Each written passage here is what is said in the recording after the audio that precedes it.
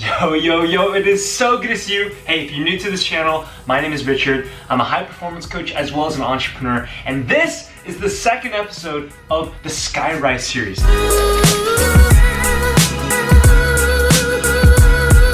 Now, if you've never seen a Skyrise video before, I want you to actually pause this video because this video literally will not make sense to you.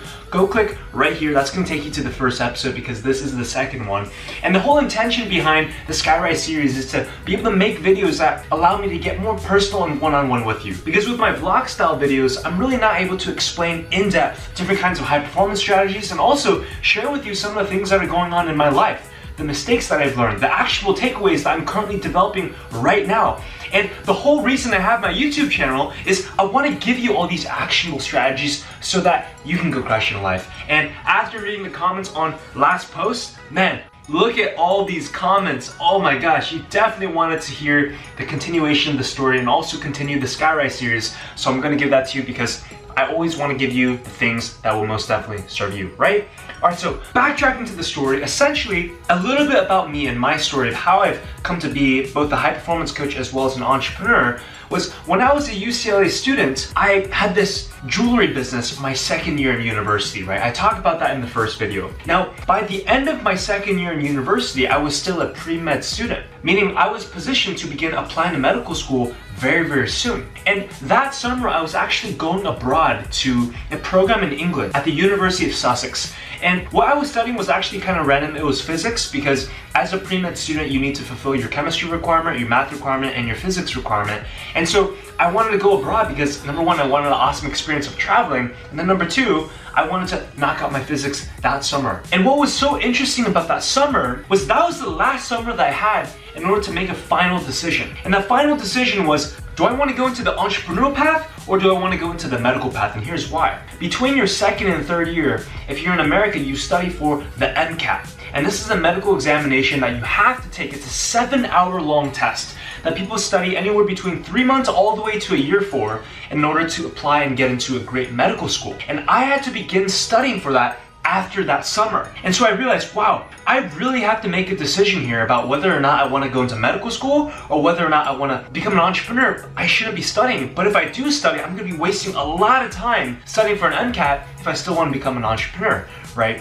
And so that summer when I went abroad to England, I was so anxious to figure out what exactly is the path that you have for me, God. And I remember making this prayer every single day. I would get on my knees and I literally pray, God, whatever the path is, whether you want me to be a doctor or an entrepreneur, I will follow. And if you want me to be a doctor, I will be the best doctor possible. But if you want me to be an entrepreneur and make an impact in this world and truly love God and love people through becoming an entrepreneur, then God, I'm going to do my best job there as well. But regardless of what the path is, could you just please give me a clear sign, as clear as night and day? And that was a prayer I made for pretty much 2 months straight when I was abroad in those 8 weeks in England. And the reason why was because I genuinely did not know. Man, I have this passion for entrepreneurship and I have this passion for medicine, but man, what exactly is the path that you have for me? And I want to ask you right now as you're watching this, maybe you're in the exact same situation as me. Maybe you're feeling super lost. I don't care if you're high school, if you're in university, or maybe you're a working professional entrepreneur, but you just know you're not working in your calling and you're not actively working on the thing that God made you to do and you just don't feel fulfilled, right? And it's totally okay to feel that way. But the first lesson that I really want to give to you is that it is your responsibility to go out and find things, try new things, to experiment and find out what exactly that passion is. And so that summer that I was abroad, I made that prayer every day. And at the same time I was making that prayer, I would be continually building my business. Everyday classes would start at 9. From 6 a.m. to 9 a.m. every single morning, I would be building my jewelry business. And it kept on growing and growing and growing. Now here's the thing. There's a company called Gymshark that I'm sure you've heard of by now. They're a large company. They've crossed over $300 million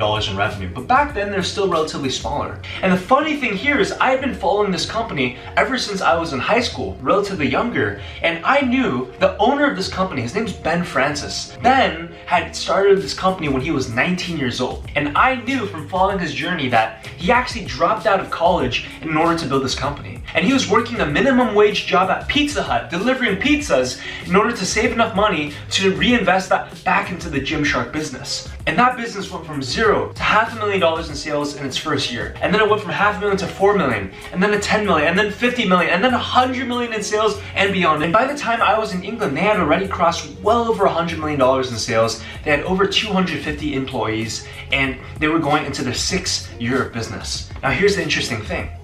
Gymshark is located in England. It's an English company, and I realized, wow, I've been following this company for such a long time, and I saw how Ben took so many risks when he was a young 19-year-old student, and how he took those risks and how it paid off. And so I knew, man, I don't know how, but I gotta meet this guy. I don't have that much money to travel, but during this time I'm here in England, I gotta somehow meet Ben and ask him how he's been able to create such an impactful, successful business. And so during those 2 months that I was in England, I actually sent customer service emails to Gymshark just to try to get a hold of them to see if I could set up some kind of meeting with Ben, the owner of a 9-figure company. I literally had no idea how to get in contact with them, so I contacted their Facebook page that's normally used for customer service. It's so funny if you think about it. People normally contact this Facebook page because they want to switch out their order or they got the wrong size. Customer service essentially. But I was reaching out saying, hi, my name is Richard, I'd like to meet the owner, right? Kind of random. Long story short, I didn't get a single response. And so by this time, about 3 weeks before I had to leave and go back home to the US, I just thought, you know what? I'm just gonna start sending emails out to Ben and guess his email address. So I started guessing, ben@gymshark.com, benfrancis@gymshark.com, bfrancis@gymshark.com, and none of these emails went through until finally one did. One email went through, but there was no reply. I sent a couple more emails using different email addresses to get into contact with us, and guess what? My final week in England, I ended up getting a reply. And it was actually Ben Francis's personal assistant, and she said, it's awesome that you're reaching out. However, Ben cannot meet you on the days that you're available. He's actually gonna be gone at off-site meetings. And I was like, oh my gosh. I've literally been reaching out this entire summer to try to get in contact with this individual, and now, at the final week that I'm in England, they told me I can't come. I respond back, I'll literally show up at the headquarters during his lunch break just so I can get 5-10 minutes of his time to ask him a couple questions. And I vividly remember the email, I'll never forget. She wrote, I'm so sorry, Richard, he is not available. Please do not come. And that's what the email said. And so at this point I thought to myself, you know what? Even if Ben isn't there, I'm still gonna show up at the headquarters. I'm gonna network my way to one of the executives of the company, and maybe if I befriend the executive, then they'll one day be able to connect me and hop on the phone on a Zoom call with Ben Francis later on. But first and foremost, I gotta build some kind of relationship. And so this is what happened. I thought to myself, the worst thing that could possibly happen is they kick me out. The best thing that could possibly happen is I get a shot at meeting Ben. And so the final Friday that I'm in England, I buy a $120 train ride to go halfway across England from where I was staying to where the Gymshark headquarters is in Solihull. I only had a couple $100s to my name. I pretty much spent all my money. And I remember waking up that Friday early at 5 a.m., taking a 5-hour train ride halfway across the country. I show up at the Gymshark headquarters, huffing and puffing, and get this, as soon as I show up at the headquarters, at the front of the parking lot, this super nice sports car comes pulling around the corner. I hear a vroom sound. I look through the window, and it's Ben Francis sitting inside. And I was so shocked, I was so paralyzed by how easy it was to get to him, I literally just froze. I was like, huh?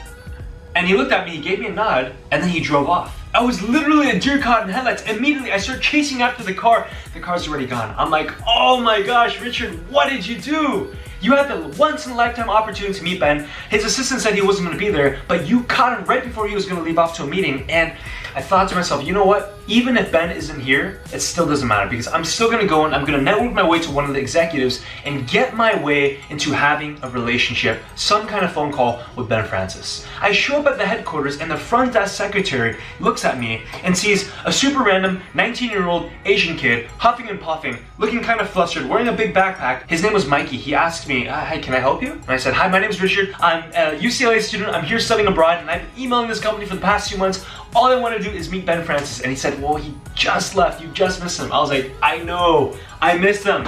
But is there any way I could hang around this headquarters and just get to know this place? I had in the back of my mind that I wanted to network my way to one of the executives, right? I could already tell that he wanted to kick me out because this was normal business hours and they weren't accepting any visitors. But he said, you know what? Let me give you a tour of the headquarters. And so he showed me around the headquarters, beautiful, beautiful facilities, 250 employees, great company culture. And by the end of this 15-minute interview, I could see as he was bringing me back to the front of the door, well, this is gonna be the end of the interview and that's unfortunately all I can do for you. And I could tell he's just about to kick me out. And so I said, well, wait, is there any way I can interview someone on your company? I'm a student, I'm passionate about entrepreneurship. I'd love to learn how your company has been so successful. At this point, as you can tell, I'm really just trying to buy more time because I'm improvising. I'm thinking if I can stay here long enough, I can find my way somehow and network my way to the top of the company. I remember making the prayer, God, just give me the strength, give me the wisdom somehow to be able to network my way in this company. And he looked at me and said, you know what? You can interview my co-secretary. And there was another lady sitting at the desk. And so I go up to her, her name's Courtney, and I sit down with her and I essentially ask her for about 20 minutes. I give her an interview and I ask her, hey, what are the things you like about this company? What are the things that you don't like about this company? And so by the end of this interview, I asked her, hey, Courtney, this was such an awesome interview. I'd love to learn more about this company.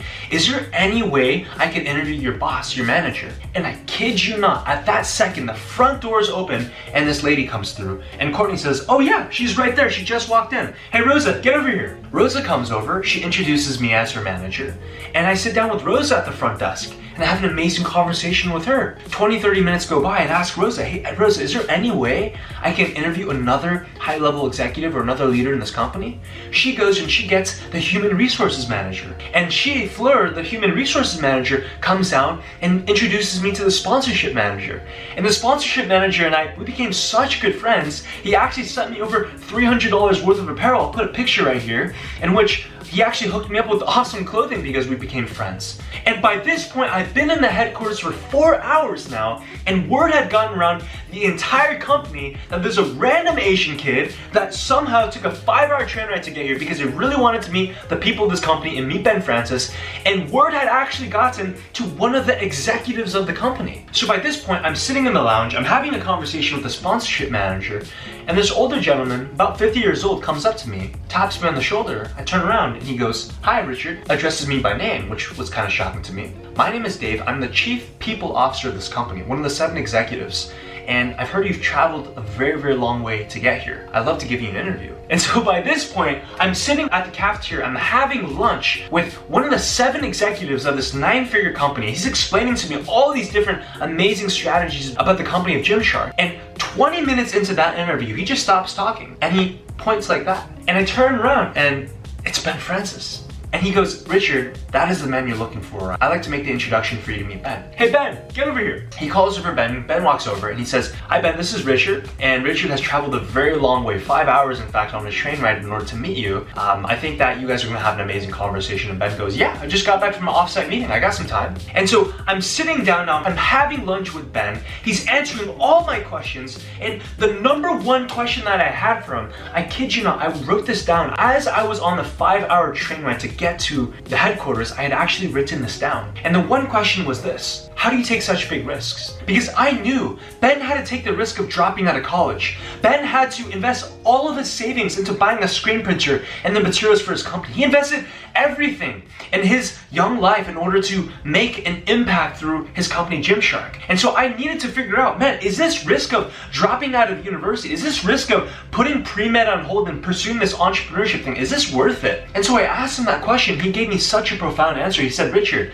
I need you to think about it this way. What you're doing is actually not risky. You see, the real people that take risks, those are the entrepreneurs who are forced to start businesses because they lose their jobs. They're the entrepreneurs that have kids, the 40s and 50-year-olds, the parents that have mouths to feed, that are responsible for families. Those are the people that have the life on the line. Those are the people that are the actual risk takers. But come on, man, think about it. When you're 20, when you're 21, if you fail one business, you would have an amazing cracking time building one. You would have learned a lot, and even if it fails, you would have just started another one, and then another one, and another one. He told me, Richard, if Gymshark failed, I would have just kept on building companies until one eventually took off. You gotta understand, Richard, it's risky not to take the risk. Are you listening to me right now? Are you listening to me? It is risky not to take the risk, and that completely blew my mind. Because my whole life I've been conditioned, go get a 9-to-5 job, don't complain, go get good grades, go to graduate school, go get a comfy job that will pay you a consistent salary, and don't think about taking risks. Because taking risks is the wrong thing. Other people can take risks, but not you, because you're a good Chinese Asian kid. And Ben's words just completely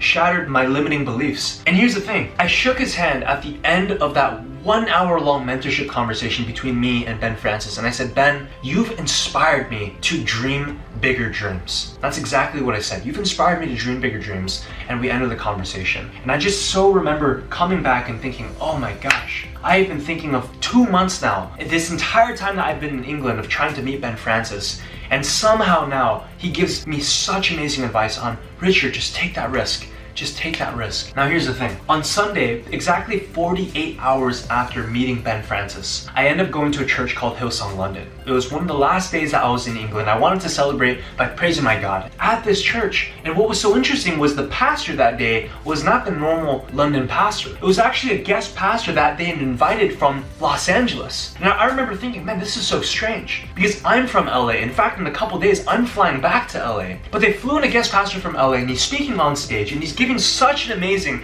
presentation. And at this message, people are standing up. I see people raising their hands in the air. People were being so challenged by this message. And this pastor, let me tell you, he was 86 years old, very wise, very intelligent man who's clearly lived a lot of life experiences. And he finished the message by saying this. Are you listening to me right now? He said, in my 86 years of life, there was at one point a young man asked me this question. And the young man said, Pastor, if there's anything you would have done differently in your life, what would you have done differently? And he looked at the audience, this London church of 500 people, and he said, I would have done these 2 things differently in my life. Number 1, I would have taken bigger risks. And number 2, I would have dreamed bigger dreams. And right there at that moment, I broke down into tears, and here's why. Because 48 hours before, I had networked so hard for 2 months straight to meet Ben Francis, and Ben Francis explains to me, Richard, you have to take a bigger risk because not risking this is actually the risky thing to do. And I shook his hand at the end of that interaction. I said, Ben, you've inspired me to dream